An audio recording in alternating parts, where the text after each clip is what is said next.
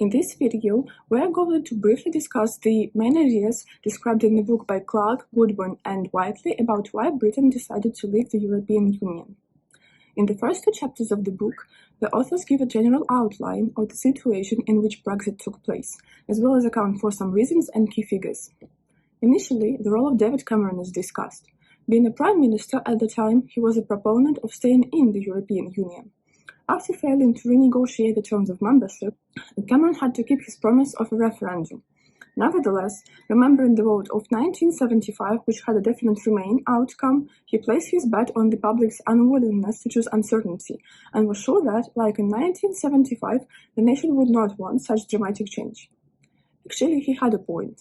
Apart from other reasons to stay, a concept is described in the book called the Leduc's Law, according to which people who initially want change eventually opt for the devil they know rather than decide to risk their stability. However, in 2016 the situation was apparently different from that of 1975. The matters of public concern, namely the free movement of labor, that is, the ability of workers from all over the European Union to freely come and work in the United Kingdom, and immigration connected with the previous issue, reached critical points by the time. In addition, another problem created by the previously mentioned ones was the outflow of capital resulting from the so-called remittances, or money sent by foreign employees to their countries of origin from the United Kingdom. When Cameron did not succeed in altering the agreement with the European Union, it became clear that no significant change in the respect of immigration would take place in the near future. In other words, the government could not deliver to the population the help demanded. Consequently, the public appeal to it, together with the popularity of David Cameron himself, started to decrease. After his failure in negotiations, Cameron had no other choice but to initiate a referendum and let the nation decide for itself what the United Kingdom was going to do. The Conservatives were sure that they were going to win, everything would stay the same, and Britain's EU membership would continue. Yet, the future proved them wrong. Moving next, in Chapter 3, according to Clark, Goodwin, and Whiteley, as we have learned before, the two main rival campaigns, such as Remainers and Devout Leave or Leavers, obviously had opposite views. Remainers encouraged people to think about the economic risks, losses, and serious consequences of Brexit and vote for independence, which was a so-called Project Fear. They insisted on the threats of the Brexit to the national economy and people's finances. The Labours were more divided about their core message. However, UKIP leader Nigel Farage focused on immigration issue as well as Eurosceptics, Grassroots Out and other representatives of the Leave camp. They claimed that almost £350 million a week or £20 billion each year that Britain sent to the European Union could be better spent on NHS, building new hospital, hundreds of new schools, and etc. Both the Remainers and the Labourists caused different public perceptions. According to the surveys presented in the book we read, it seemed plausible that the Leave campaign held the advantage in the society but not the Remain one. For example, larger percentages of respondents perceived the Leave to be honest, positive, and clear about their case due to their attitudes to immigration, the system of NHS. This would recover the British sovereignty. And in contrast, the Remain was seen by larger percentages to be dishonest, negative, and to be unclear about its case because they were concentrating on the risks of leaving the European Union and not the benefits of it, which was doubtful for people. At the same time, Chapter 4 illustrates the issues that shape the public perceptions. Basically, the idea of calculations, community, and cues by Hooke and Marx explain the main factors forming people's attitude towards the European integration.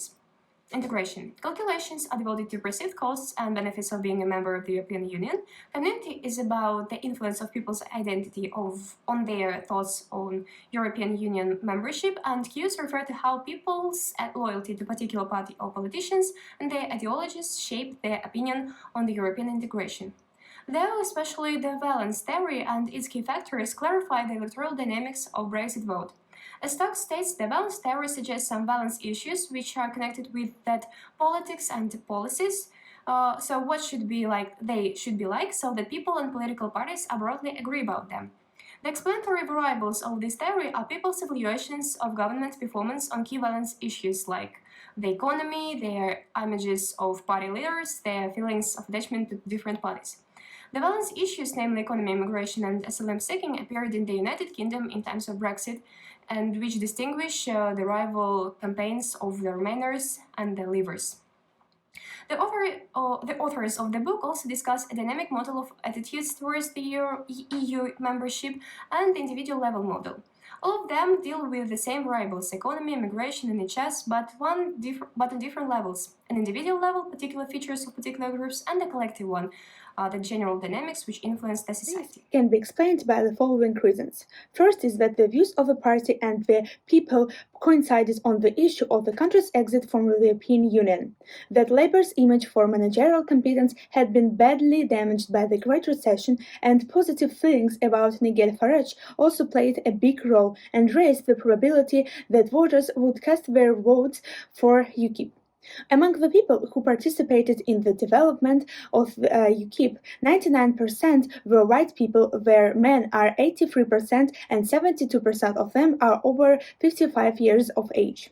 Also, the majority of members, 74%, said that they had joined on their own initiative through the UKIP's website, whereas only 10% joined after attending a UKIP event, 7% had been introduced to the party by family or friends, and 10% had joined in some other way.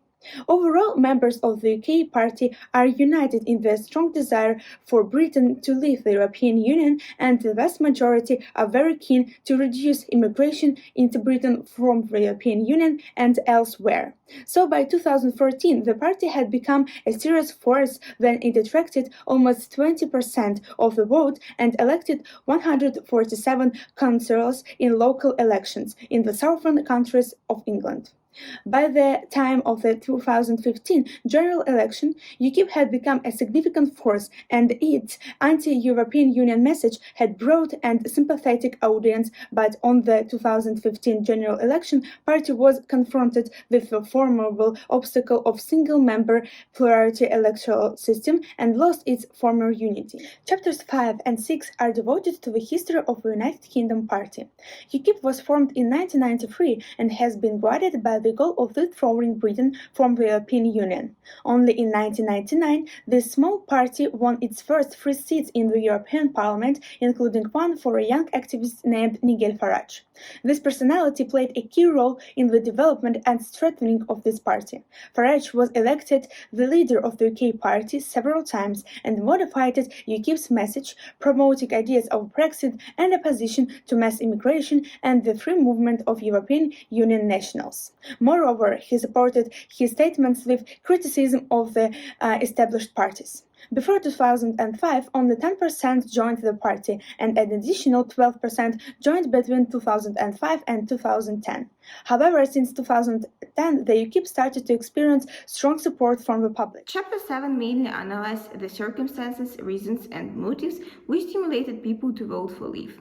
In addition to mentioned earlier reasons, desire to live in the country free of migrants, with good healthcare and economy, not left behind, was also based on the emotional component and broad-based support.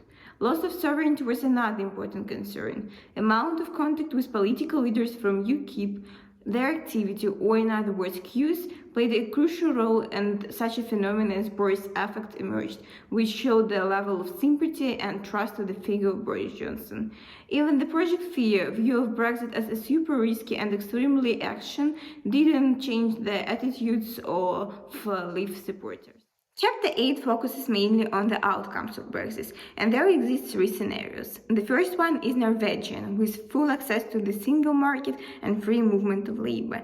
The second one is a bilateral agreement with the EU, like Switzerland or Canada have, which essence is in the lower tariff barriers and trade regulations. And the third is the WTO option, which aims to reduce tariffs and other barriers to trade.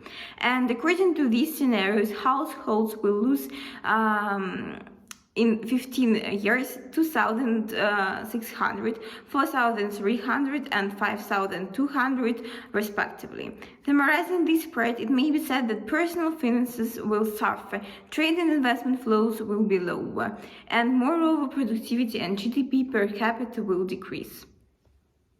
The core idea of the last chapter is to show is there other side of the referendum possible, considering the fact that the difference in the results is not very high, 51.89% and 48.11%, and results of the extremely large number of surveys and human life monitoring demonstrated a grain of doubt. It may be said that results may be different, however the number of concerns, disputes and dissatisfaction was too high. In conclusion, summarizing all mentioned earlier, there existed a huge number of reasons to leave the European Union, especially significant ones that were connected with immigration, economy and healthcare. Citizens supporting to remain in living positions varied significantly through regions, ethnicities, levels of education and income.